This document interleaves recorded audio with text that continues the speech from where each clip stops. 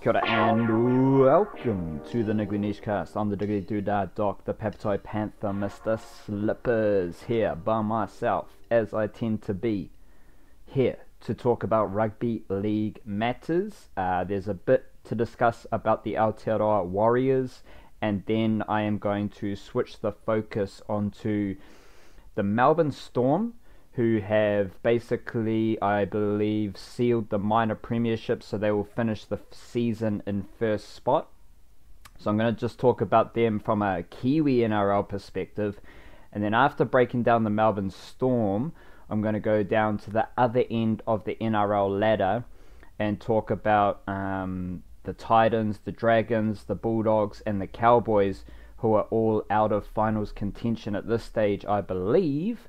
And talk about them, discuss them, break them down from a Kiwi NRL perspective again. As always, everything is through the lens of my Kiwi NRL goggles, and I just want to talk about those clubs now because after later in this week we will preview the weekend's footy, and then we'll start to prepare for finals footy, and things will be moving pretty fast at that stage. So I just want to take some time now just to talk about those clubs from a Kiwi NRL perspective. In terms of what is on the Niche Cast agenda over the next few days, we are going to record a All Whites podcast talking about new coach Danny Hay with the Wildcard. The Wildcard will be absolutely all over that, so there'll be plenty of insight dropped from the Wildcard about Danny Hay as All Whites coach, and the Wildcard is also all over the Tall Blacks at the FIBA World Cup, the Basketball World Cup for the lads.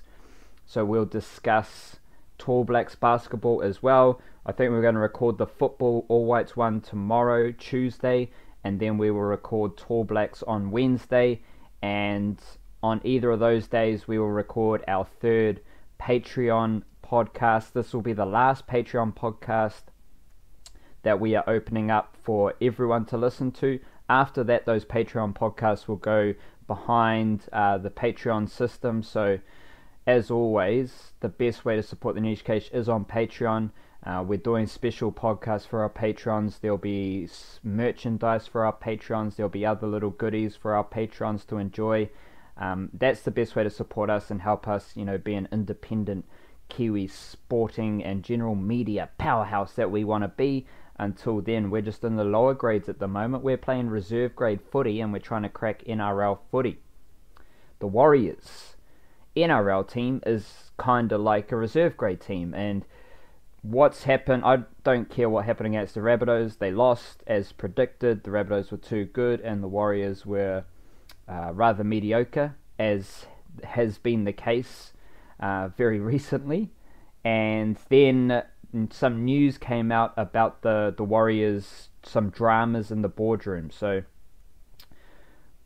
I'm not going to talk about the footy because there's nothing to talk about. The Warriors are a shit footy team. The only thing with regards to the players and what's happening there is there does seem to be some type of disconnect between the players responding to the coaching staff. The players are not performing at any notable level, and obviously if you're not doing that, you're not really fully engaged with what the coach has to say. And at this stage, I believe it's Stephen Kearney's problem, because when you look into Stephen Kearney's comments after games of footy, this dude is delusional. Stephen Kearney has no idea what is happening on the field. He doesn't have the kind of kahunas or the creativity to come out and, change his team and select a whole bunch of young dudes or just switch up selections to any great extent.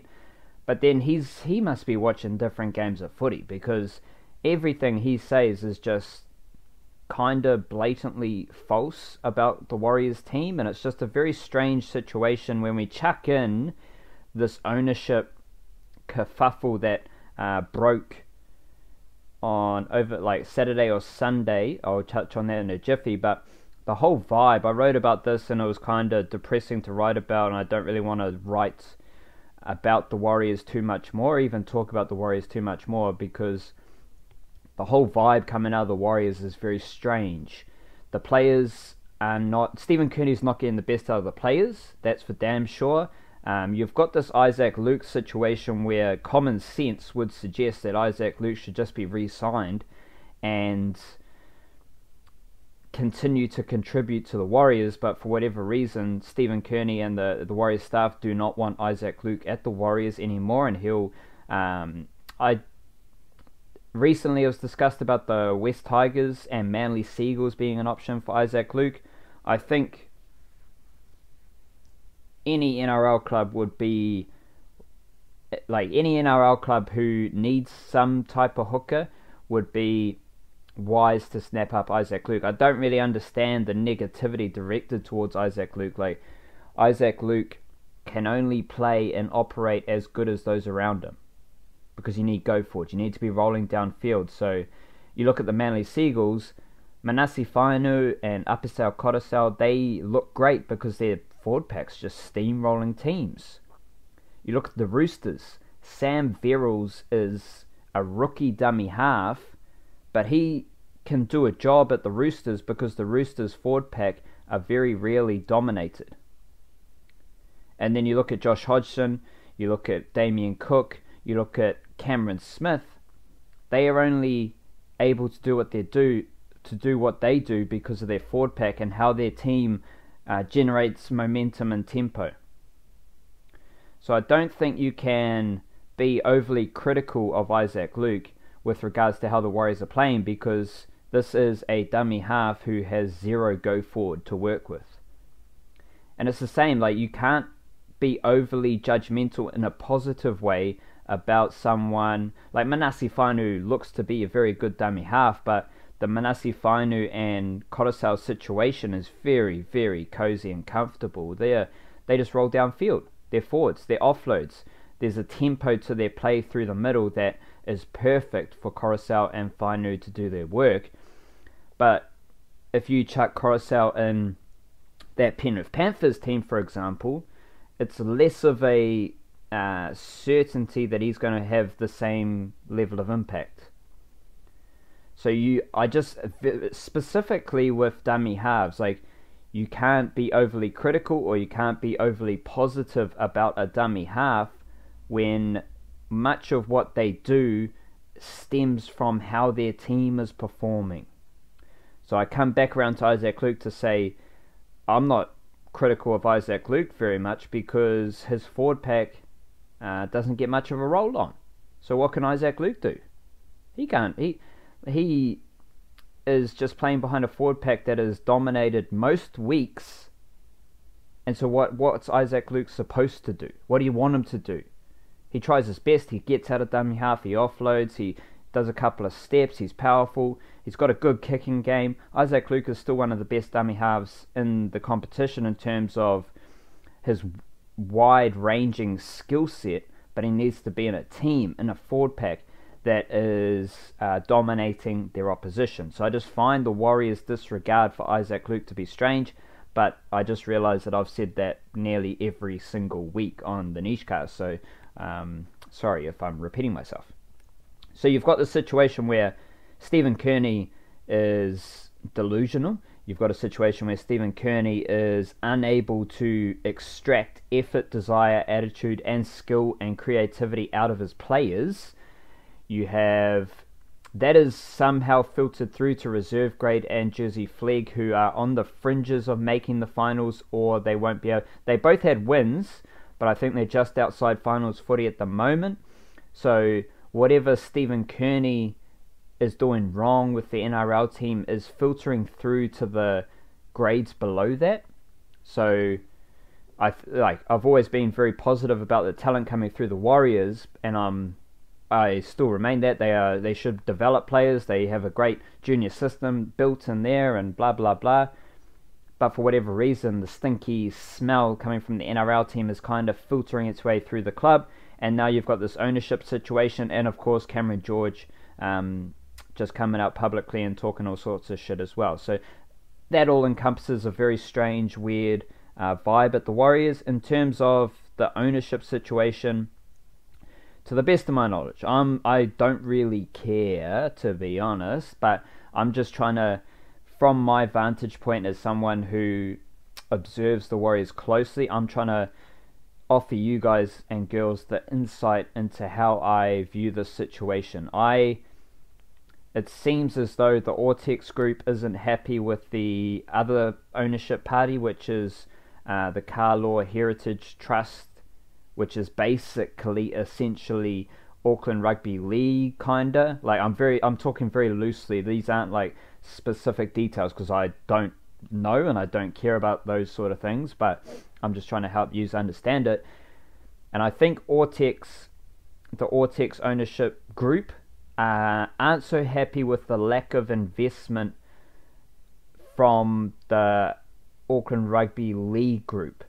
I think the Auckland Rugby League Carlaw Heritage Trust group, I think that side of things talked it up. They talked a big game, but when a push came to shove, they weren't quite as eager or as ambitious as the Ortex group. That's just how I perceive this matter, and that is why I think Ortex want to take full control of the Warriors. Again, I don't know. That's how I'm seeing this unfold.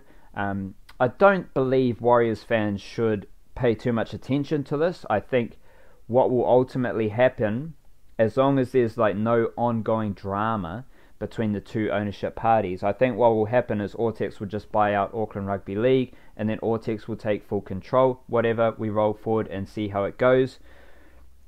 I do not believe the Warriors are in danger or there's any chance that someone else will come in and buy the club. I think it's just a case of Ortex wanting full control. Auckland Rugby League obviously having their knickers in a twist about that. They don't want that. They see themselves as, half the ownership party or whatever their percentage split is.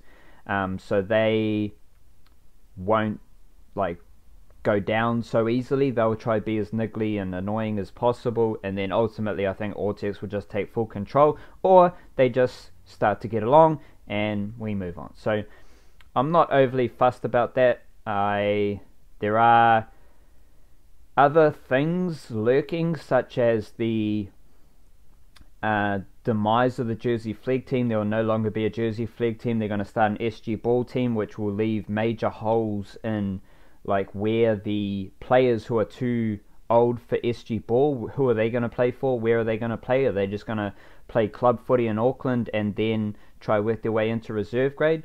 What's going to happen there? That whole situation could be tied into, because obviously Auckland Rugby League, they want players playing in the Auckland Rugby League competition. So it's beneficial for Auckland Rugby League to scrap the Jersey Flegg team and have the best Warriors up and coming talent playing club footy in Auckland. That's beneficial to Auckland Rugby League. So I am wary of some of those other storylines and how they fit into this ownership debacle. But ultimately, right now, at this point of the season, I don't care. The Warriors suck. There's a weird vibe coming from Mount Smart, and I just want to let them figure it out. I just want to back off, let them figure it out, not really talk about them, not really give them any attention, and just see what they come up with and approach whatever they come up with from their soul searching period that they go through in terms of reviews and all of that stuff. I want to approach that with a fresh perspective, and I always like to give these sporting organisations the benefit of the doubt that they will take ownership and assess their situation, and whatever outcome is produced, personally, I don't know about you listening, but personally, as someone who again observes the Warriors closely, I just want to see what they're doing, how they're approaching it, and then offer my insight from that. Alright, Melbourne Storm had a fantastic win over the Manly Seagulls, 36 points to 6. It was emphatic, and there were some massive performances. This is just from this game. Melbourne Storm versus Manly Seagulls. You had Jerome Hughes. He was playing the halves. What did Jerome Hughes do? Just a cheeky. Didn't really run the footy. 6 runs, 23 metres. Nothing really doing there. Obviously, he played full 80 minutes. had a line break assist, try assist, a tackle break, and had 5 kicks to Cameron Munster's 4 kicks. So that's again, in that preview I said Jahrome Hughes, Cameron Munster, similar kind of funky running halves, creative halves. There's no organizer there, but Jahrome Hughes is good for that job because Cameron Smith's the organizer. But Jahrome Hughes did do a basic halves role very nicely. Gave the footy to the right guys at the right time, did some kicking. He did more kicks than Cameron Munster. And he had a higher pass to run ratio than Cameron Munster as well. So Jahrome Hughes kind of operated more as a prototypical halfback in terms of just giving the footy to the right guys at the right time, which is impressive. Like, if you're doing that for the Melbourne Storm, happy days. And if you're doing your role in a team that goes to Brookvale Oval and smashes the Seagulls, happy days. Jesse Bromwich, 45 minutes, 17 runs, 185 metres. Now, it's one thing to, as I'll allude to with Peter Holler for the Cowboys, it's one thing to have 5 runs for 50 metres.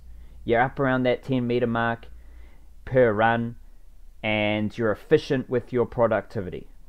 Fantastic. It's one thing to have 10 runs for 100 metres. That's even better. You're doing a lot of work, and you're efficient with the work that you are doing.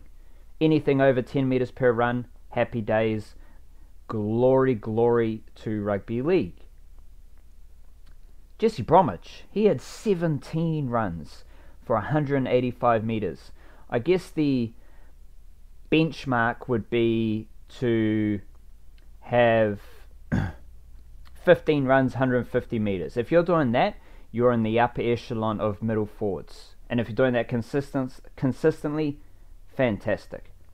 Jesse Bromwich's 17 runs for 185 metres rounded out to exactly 10.88 metres per run. So almost 11 metres per run, which when you're doing that for 17 runs is monumental.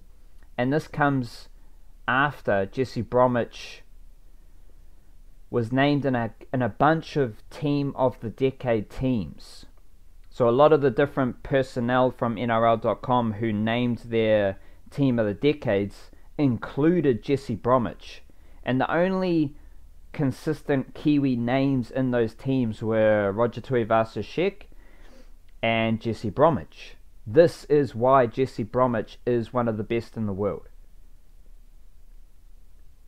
94.1 tackle efficiency, only missed 1 tackle, only had to make 16, so not a huge amount there, but only missed 1 tackle, whereas Nelson Asafa-Solomona, he missed 4 tackles and made 24. So that shows you Jesse Bromwich's defensive prowess. He's solid defensively. He threw 11 passes. So comparison, Nelson Asafa-Solomona only threw 1 pass in his game time. And let me just compare that to the Manly Seagulls props, Adam Whanua-Blake and the other Jerry, Martin Tapau. Martin Tapau, 2 passes. Adam Whanua-Blake, no passes. Jesse Bromwich had 11 passes. So he's a bit of a ball player in the middle of the field, especially that connection with Kenny Bromwich. Fantastic little connection there. So Jesse Bromwich averaged well over 10 metres per run and was highly productive, high work rate, 17 runs, and also a bit of ball playing. Also good defensively. That's Jesse Bromwich. That's one of the best props in the world. Nelson Asafa-Solomona had a fantastic game, but it wasn't like a statistically brilliant game, but it was very, very good. And the mana. Jesse Bromwich has like that quiet mana. He's a quiet, action orientated leader. And there's a fantastic podcast. If you go, Sandor Earl does a podcast, Fueled by Fire, basically interviewing a bunch of Melbourne Storm people. The last one, I believe, a couple of weeks ago, he did Justin Olam. So Justin Olam comes from Papua New Guinea, fantastic story, excuse me. But a couple of weeks before that, he had Jesse Bromwich on. And Jesse Bromwich tells his full story from going from Manurewa, South Auckland, to ending up with the Melbourne Storm. It's an amazing story. It's all over the show. But from that, one of the things I learned was that Jesse Bromwich is held in extremely high regard at the Storm. Jesse Bromwich didn't have to do the thing where the Melbourne Storm make you work like a week in a 9 to 5 tradie type of job. Craig Bellamy said to Jesse Bromwich, I know that you've worked before. I know that you've done hard yakka outside of footy before, so you don't have to do that. That's the type of dude Jesse Bromwich is. Held in very high regard at the Melbourne Storm. And he's the type of leader who leads by his actions and his presence. Doesn't really talk it up, just leads, goes hard, and lets his actions do the talking. I say that to say Nelson Asofa-Solomona, on the other hand, he went to Brookvale Oval, home ground of the Manly Seagulls. Manly Seagulls are a hot team. You know, there's that rivalry against the Storm. Nelson Asofa-Solomona was the biggest presence on the field. His mana was in his energy, his vibrancy. That's what I saw from Nelson Asofa-Solomona. He was leading the aggression, the determination, the energy of the Melbourne Storm.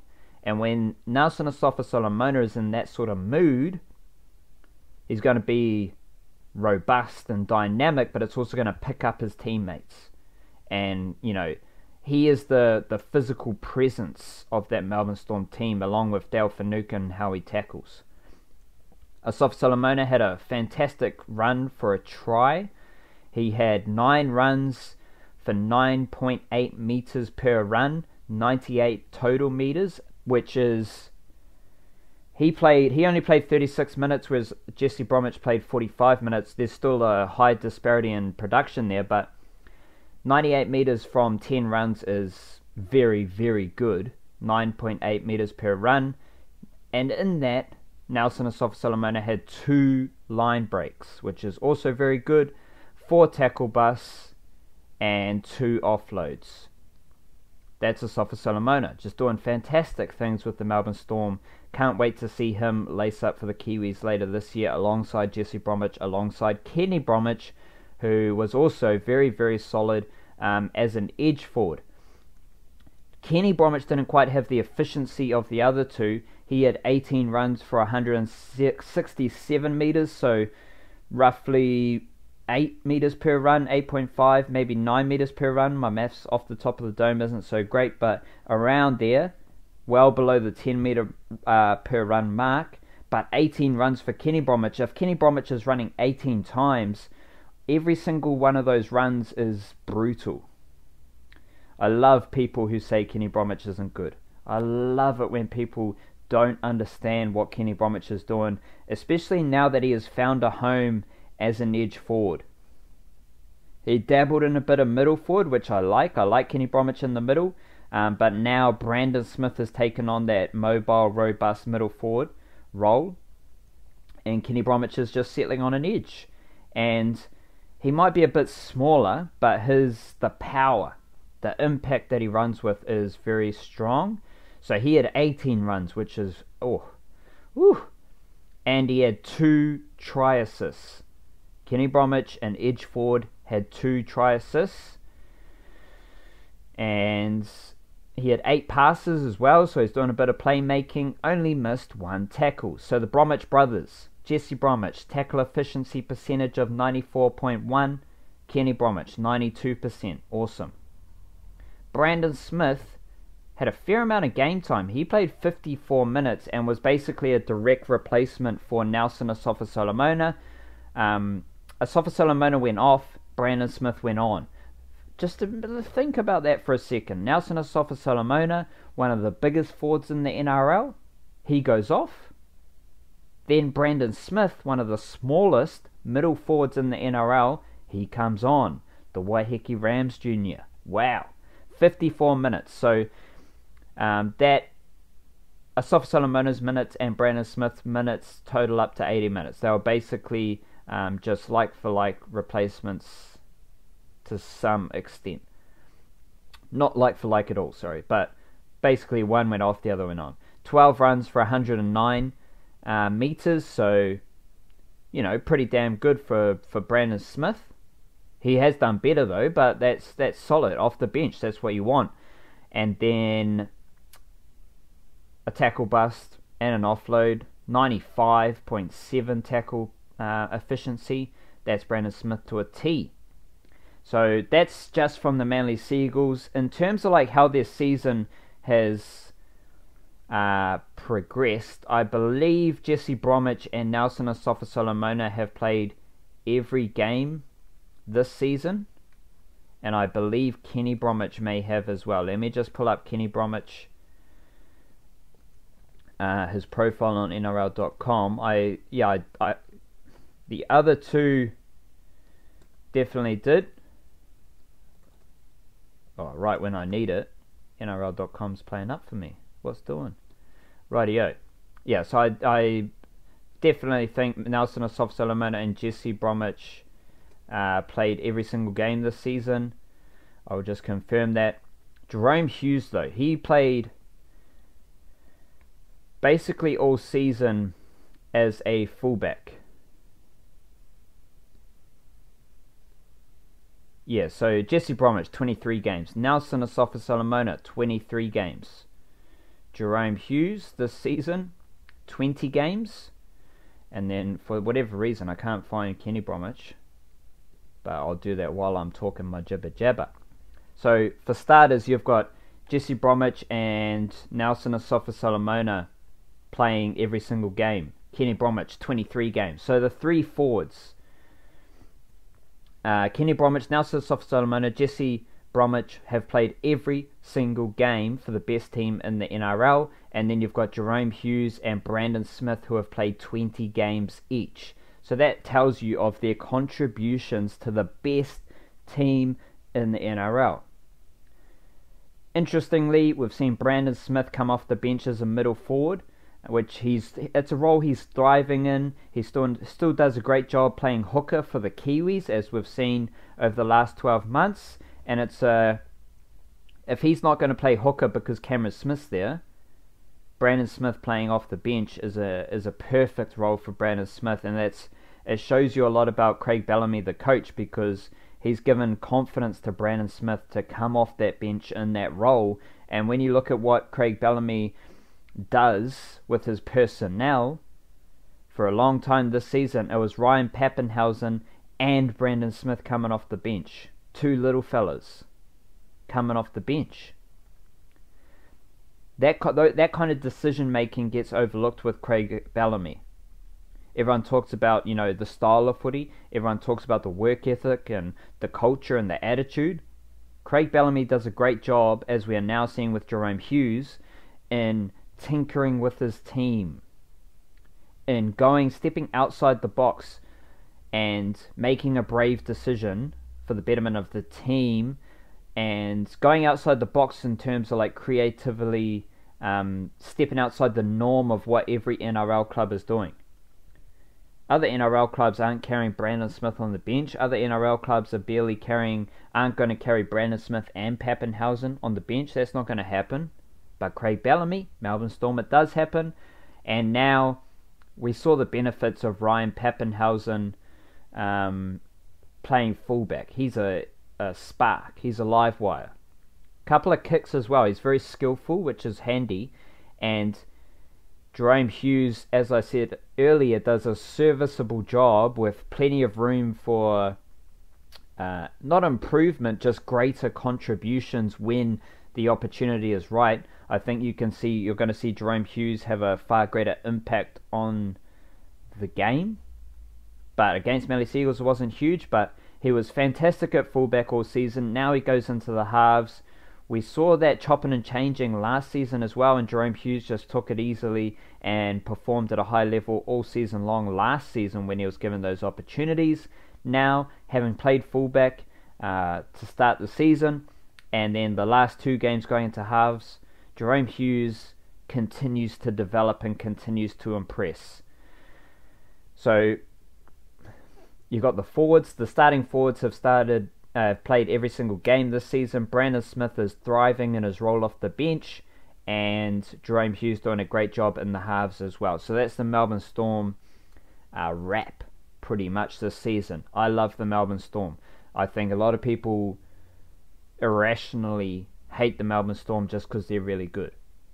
They are what every single NRL club wants to be, and from my perspective, I love the Melbourne Storm because they have the best Kiwi NRL players. Jerome Hughes, fantastic. Jesse Bromwich, fantastic. Asafa Solomona, fantastic. Kenny Bromwich, fantastic. Brandon Smith, fantastic. All these dudes make very important contributions to the Melbourne Storm. They are the best team in the NRL. Just one more note. So I mentioned Peter Holler.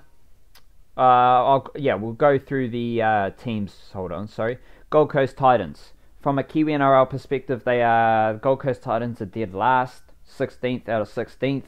Moeaki Fotuaika just signed a new deal. He is a Tongan international who initially was born and raised in Gisborne, and then I think his family moved over to the Gold Coast when his older brother Mosesi signed to Kibra Park, and unfortunately Mosesi Fotuaika died. He committed suicide, and it was a bit of a sad yarn, but it's good to see. It's good for that family now to have Moeaki Fotuaika performing at a very, very high level. And if the Gold Coast Titans can sustain that forward pack with Fotuaika, Jared Wallace, Jai Arrow, if that can be the core of their forward pack, and Kevin Proctor as well, another Kiwi NRL player, I think that's a forward pack you can build around, and I think a lot of people are going to be surprised by the contributions of those forwards.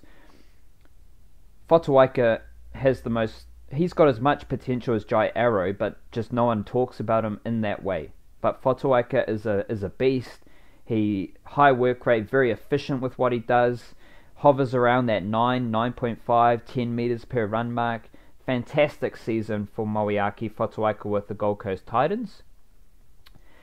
Jesse Arthurs has played a bit of centre earlier in the season and then has shifted to the wing with the arrival of Callum Watkins.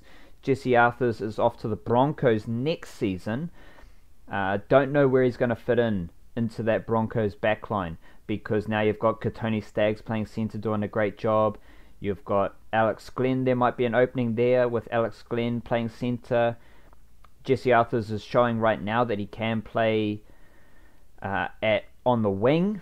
I don't see any future for Jesse Arthurs at fullback with the Brisbane Broncos because A, they have Anthony Milford right now, then they have Jermaine Isako, and then they have another player with South Logan Magpies who is being talked up at the moment, Fanatesi Niu.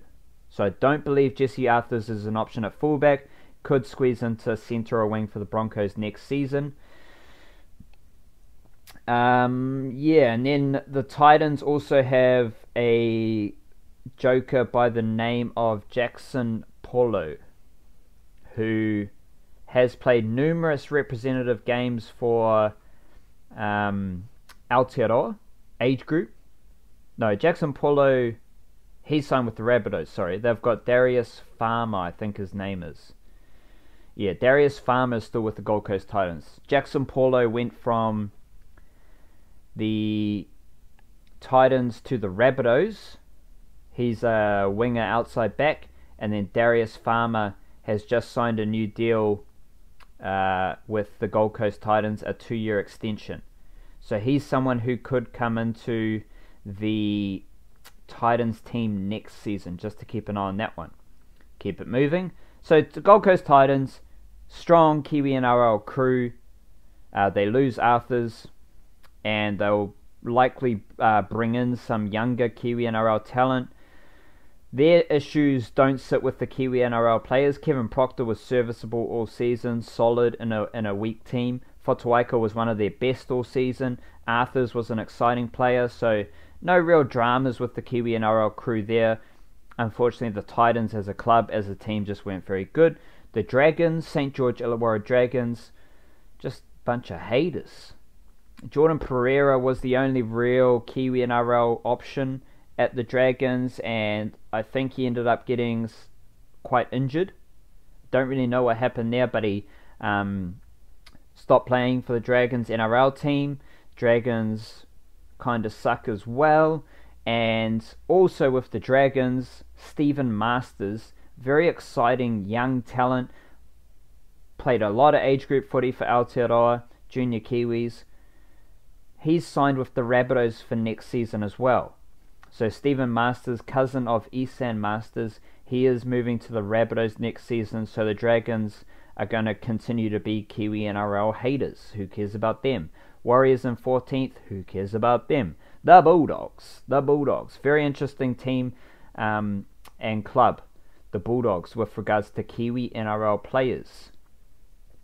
Watene Zelezniak has come in to the Bulldogs team and done a great job at fullback. He leads the Bulldogs in terms of energy, vitality, buzz, determination and vigour from that fullback position. He's someone that the Bulldogs can build their club around in terms of the values and what he's up to as a person and how he plays his footy at fullback. So Watene Zelezniak made a successful shift from the Penrith Panthers to the Bulldogs this season. Should get into the Kiwi squad again this year, this postseason, as given he's like captain under Michael Maguire. Obviously, Roger Tuivasa-Sheck's at fullback. I think Watene Zelezniak will do a fine job on the wing. Kieran Foran, bit of an up and down season for Kieran Foran in terms of injury, but over the course of the season in a generally weaker Bulldogs team, we've seen the value Kieran Foran can offer the Bulldogs, and I believe if he stays healthy, he can work his way into a brighter future with the Bulldogs. Like, I think if you're a Bulldogs team, and of course everyone wants to sign players, everyone needs to go to the market, blah blah blah, but if you're a Bulldogs team that's built around the characters like Watene Zelezniak, Kieran Foran, Josh Jackson, if you're built, and Aiden Tolman, if you're built around that little core, you're going to be a decent footy team. And Kieran Foran has been part of the resurgent finish for the Bulldogs, and most importantly, he's just stayed on the field this last stanza of the season, which is good to see for Kieran Foran.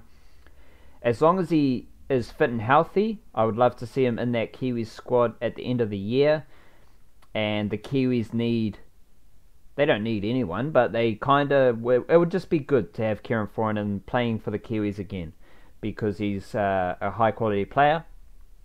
But overall, vibe from Kieran Foran, solid season and plenty of room to build on and improve next season.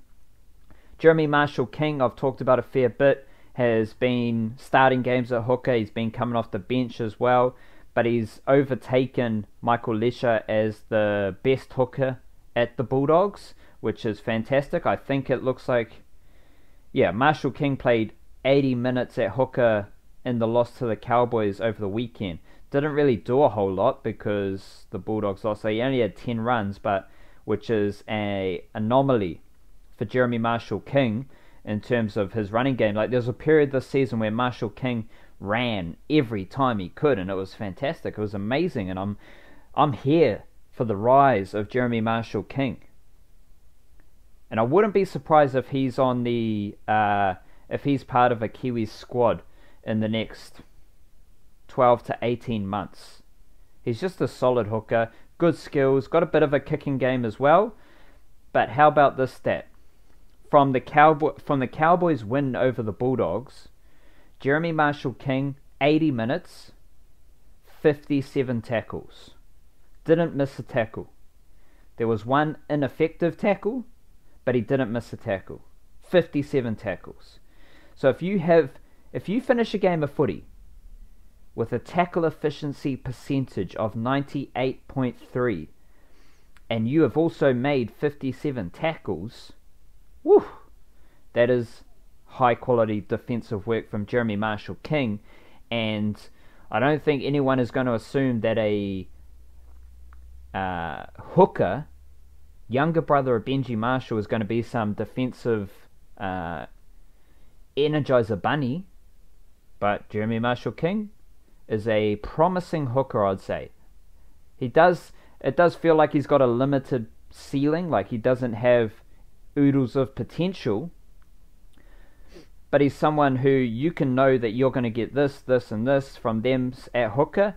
He's going to run, he's got a bit of a kicking game, solid defensively. What more do you want? What more do you want? Corey Harawira-Naera, a bit of an up and down season for Harawira-Naera. It's hard to judge his impact because he's like up and down in terms of statistics. Some weeks he puts out big numbers, some weeks he doesn't put out the big numbers. He's got offloads, he's got skill. 3 offloads in the loss to the Cowboys. Missed 7 tackles though in that loss to the Cowboys. I don't know what his season average is. I won't go into looking at those because I'll be here all day, but just in terms of how I feel about Corey Harawira-Naera, he's someone who could add to the Bulldogs down the track in terms of leadership, and he's someone you would put in that young leaders group as possibly emerging as a leader over the next few seasons. He's a solid job doing edge forward who could offer more. He's mobile, he's got good footwork, he's got good hands, and I think if he can just rack up consistent game time at the edge forward position, he's going to start to put himself in a better position. This season, he was in and out of NRL. He was coming off the bench. He was starting games. It took a while for Dean Pay to really get the best out of Corey Harawira-Naera, but it's a good platform for him to build upon. The Bulldogs also they've got this extra group of Renouf Tu'umanga, Raymond Faitala-Mariner, and Ofahiki Ogden. Generally, I've got them all together as a group of Kiwi NRL forwards coming off the bench who are very robust, very dynamic, mobile, powerful. At this stage, it looks as though Renouf Tu'umanga has overtaken Ofahiki Ogden. Against the Cowboys, Tu'umanga had 7 runs for 87 metres, which is almost up around that 12 metre per run. Excuse me. Up around that 12 metre per run mark. Raymond Faitala-Mariner did the same. 10 runs for 115 metres. That's that power. That's that oomph coming off the bench. And personally, I'd like to see more Ofahiki Ogden, but as long as there's a couple of lads on that bench, and I think moving forward, you're going to see more of Tu'umanga, you're going to see more of Faitala-Mariner, and you're going to see more of Ogden. So that's an exciting little Kiwi NRL future for the Bulldogs. Another player who didn't play on the weekend, but I've talked about a fair amount this season, is Remus Smith, who established himself as pretty much a first-choice winger for the Bulldogs, and then I think he got suspended or injured. He's someone who I would look at on the wing for the Kiwis. The Kiwis' wing situation is going to be very interesting for this postseason period because you got Watene Zelezniak, you got Ken Mamalo, you have Jordan Rapana. I think Jermaine Sako is going to stick with Samoa. Like, if you choose to play for Samoa, you should stick with Samoa and give them your all. So I don't imagine, or I'm not assuming that we will see Osako again for the Kiwis. I think he's going to go down the Samoa route, which is cool. So straight off the bat, you've got 3 high quality wingers competing for 2 spots, and then you also have Remus Smith and anyone else I might have forgotten about, not off the top of my head. But yeah, so Remus Smith is in that bracket. He's there. He's sniffing around a Kiwis squad, and I wouldn't be surprised if Michael Maguire did pick him for the Kiwis' widest squad this year. Rightio, the last team to talk about here is the Cowboys. And you had... I was very excited about Jordan Kahu going to the Cowboys. I wrote about it earlier this season as like his chance to establish himself as a fullback in the NRL, and kind of his last chance to establish himself or try to establish himself as a fullback in the NRL. And then the Cowboys went and signed Scott Drinkwater from the Melbourne Storm, and so Jordan Kahu had to slot back into the centre wing position. As long as Jordan Kahu's fit and healthy, like, he's just a good job doing centre. I think centre is... I've said this before, I think centre is kind of an overrated position in the sense that you don't want to spend too much money at centre. You just want a solid centre who's reasonably strong defensively, but more importantly than that, it's the chemistry with the winger and the edge forward and the half defensively. It's how they read plays, and instead of the physical defensive duties. And I think players right now, like centres, are wanting to play centre for the big money. As I've said before, if you've got the choice, you should want to play wing, because that's where you get all the highlights, that's where you get all the accolades, the tries, and you get more footy playing on the wing, because you can come off your wing and do a whole lot of work, whereas the centres kind of stay out on their edges. Jordan Cahill just needs to play consistent footy, needs to be healthy, needs to be fit. I'm not sure what his deal situation is with the Cowboys. I think he's off contract this summer. Let me just pull that up. There's always been talk about Jordan Cahill going back to rugby union, which is an option. He played rugby union before going to Kebra Park in Australia. And yes, he is off contract. Both Te Maire Martin and Jordan Cahill are off contract, so the Cowboys are going to have to decide what's going to happen there. Te Maire Martin has that long-term head injury, brain bleed kind of situation, so the Cowboys should keep faith in Te Maire Martin. They should, play him right and offer him a new contract just to extend the goodwill to Te Maire Martin. And if I was the Cowboys, I would be looking to re-sign Jordan Cahill just as a stable, solid, good backline option.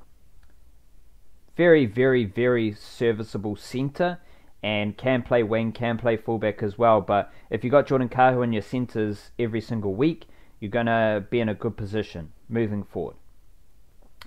The Cowboys also, Jason Taumalolo, can't go past him. Another good season for Jason Taumalolo, but it just shows, like, you got to pay Jason Taumalolo that much money. You've got to do that. But I think what we're seeing is that, and the same goes for all these other players that get talked about with big money, these players need to be influencing games. And there are certain positions where you're going to be influencing games a lot more than others. And the thing about Jason Taumalolo, as efficient as he is, as powerful as he is, he's got a fantastic work rate. In the win over the Bulldogs, he had 17 runs for 175 metres, which is immense. The similar numbers to Jesse Bromwich, 5 tackle busts, 2 offloads as well. But Jason Taumalolo, as good as he can be, in that position, in that role, you're not going to have like a huge impact on the result. You've got to do your job, and then the halves have to perform, the hook has to perform. You need other forwards to do your tackling if you're making that many runs. You need other forwards to help you, get you on the front foot, so then you're getting quick play the balls. Like, there's only so much impact a player like Jason Taumalolo can have, and if he's in a really good team, then Jason Taumalolo's work stands out, and that can be a differentiating factor. But if Jason Taumalolo is in a mediocre Cowboys team, he's not going to have that sort of influence. So, great season for Jason Taumalolo. I'm sure when I roll through his season statistics, they are very good. He's going to be averaging over 10 meters per run across the whole season. That's a mandatory with Jason Taumalolo. That is what makes Jason Taumalolo. But for the Papakura Seagulls and Ohuruhu Leopards Jr., he needs a far stronger team around him if the Cowboys are to be winning games.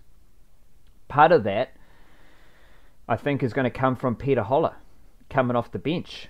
Against the Bulldogs, Peter Holler had 6 runs for 68 metres, which is the impact, power, X factor off the bench that you want from your bench players. And he's someone who is going to be playing a whole lot more footy for the Cowboys. He's a Marist Saints junior. He's of Tongan cultural heritage, and given that connection to Jason Taumalolo, is a fair chance to go down the Tonga route. He has played New Zealand under 18s. He has played junior Kiwis, and he's cut from that same cloth as Jason Taumalolo, as Moeaki Fotuaika, in terms of big, powerful, nimble forwards. He benefited from the Matt Scott situation, and it's good to see that he's had a few games at the end of this season to get a little taste of NRL footy, have a massive preseason next season, and then I imagine that Peter Holler will demand selection in the Cowboys' top 17 next season, and Peter Holler will have a breakout season in 2020. So remember to note that name down, Peter Holler. Very interesting Kiwi NRL prospect as a middle forward for the North Queensland Cowboys. The Cowboys also have a forward named Emery Perry, who has played for the Junior Kiwis before. I think he's from the Waikato region. We didn't see him this season, but he's been playing reserve grade all season. I think he plays for the Mackay Cutters.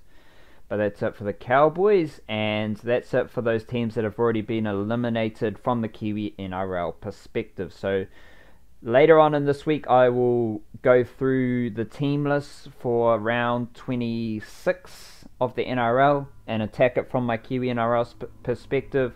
I'll just double check and see if we've got finals footy and reserve grade. If we do, I'll roll through those team lists as well and break those down from a Kiwi NRL reserve grade perspective also. So thank you very much for listening. Kia kaha, stay beautiful, and I'll be back later in the weekend with another Rugby League episode. Until then, All Whites, Tall Blacks, and Patreon podcasts for your listening pleasure this week as well. Kia kaha, chit chit.